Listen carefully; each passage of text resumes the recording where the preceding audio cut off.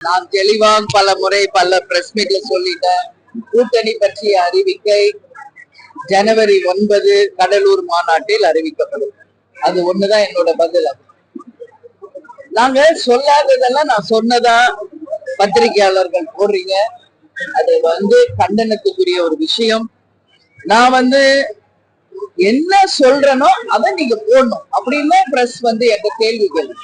நாங்க சொல்லாத ஒண்ணு நான் சொன்ன மாதிரி போடுறது, திருச்சி போடுறது, அது நான் அது ரொம்ப ஹர்ட் ஆயிடுச்சு.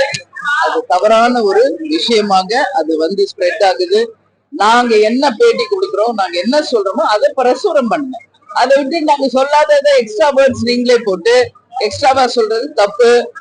ஏன்னா ஒரு லீடராக நாங்க என்ன சொல்றோமோ அதுதான் மக்கள் கிட்ட நீங்க கொண்டு போய் சேர்க்கணும். நாங்க சொல்லாதது நாங்க எங்க கட்சி நிர்வாகி கிட்ட பேசுறதெல்லாம் நீங்க டெலிகாஸ்ட்ல நான் சொன்ன மாதிரி சொல்றது மிக மாரி கண்டனத்துக்குரிய விஷயம். அண்ணனை பத்தி, எடப்பாடியாரை பத்தி நான் சொன்னதாக மிக தவறான ஒரு செய்தி தொலைக்காட்சிகளை பரவுது.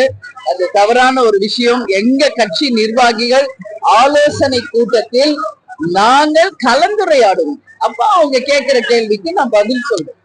அப்போ பேசப்பட்டதுதான். உடனே என்ன சொல்றீங்க, முதுகுல குத்திட்டாரு அப்படின்னு நான் சொன்னதாக முற்றிலும் ஒரு தவறான ஒரு விஷயத்த மக்களிடையே பரப்பின. நிச்சயமாக அனைத்து ஊடகங்களுக்கும் என்னுடைய கண்டனத்தை நான் தெரிவித்துக் கொள்கிறேன். நாங்க சொல்லாத ஒரு விஷயத்த நான் சொன்ன மாதிரி நீங்க சொல்லக்கூடாது. அந்த வார்த்தை என் வாயில வரவே வராது. நான் இது வரைக்கும் பேசினது கூட கிடையாது. எங்க கட்சி நிர்வாகின்னா நாங்க எது வேணாலும் ஆலோசனை பண்ணுவோம். அதெல்லாம் பிரஸ்ட சொல்ல முடியும். பிரஸ்ட நான் என்ன பேட்டி கொடுக்கிறேனோ அதை தான் நீங்க போடணும். அதை தவிர மாற்றி மாற்றி திருச்சி நீங்க உங்க சுயலாபத்திற்கெல்லாம் நீங்க அதை யூஸ் பண்ணீங்கன்னா பத்திரிகையாளர்கிட்ட இன்னைக்கு நான் மேல்மருவத்துல அம்மன் முன்னாடி கேட்டுக்கிறேன், தயவு செஞ்சு என்கிட்ட பிரஸ் மீட்டுக்கு வராதீங்க. இனிமேல் நான் அவ்வளவு தூரம் உங்களுக்கு ரெஸ்பெக்ட் பண்றேன். எந்த ஆளு டெய்லி உங்களை கூப்பிட்டு பிரஸ் மீட் கொடுத்துட்டு இருக்காங்க யோசிச்சு பாருங்க. தமிழ்நாடு முழுக்க போகின்ற அனைத்து இடத்திலும் அனைத்து பிரஸையும் நான் டெய்லி சந்திச்சு, அப்படி இருக்கிறப்ப நான் சொல்லாத ஒரு விஷயத்தை பதிவு செய்த அனைத்து ஊடகங்களுக்கும் தேமுதிக சார்பாக என் சார்பாக என் கண்டனங்களை இந்த நேரத்தில் நான் பதிய வைக்கிறேன். எடப்பாடியாரை பற்றி அப்படி சொல்லவே கிடையாது. இது தவறான ஒரு விஷயம். எங்க கட்சி கலந்த ஆலோசனையில் நாங்க என்ன பேசுறோமோ அதை நீங்க திருச்சி போட்டீங்கன்னா அதுக்கு நாங்க காரணம் இல்லை என்பதை இந்த பிரஸ் மீட்ல மேல்மருவத்தூர்ல இதை நான் பதிய வைக்கிறேன்.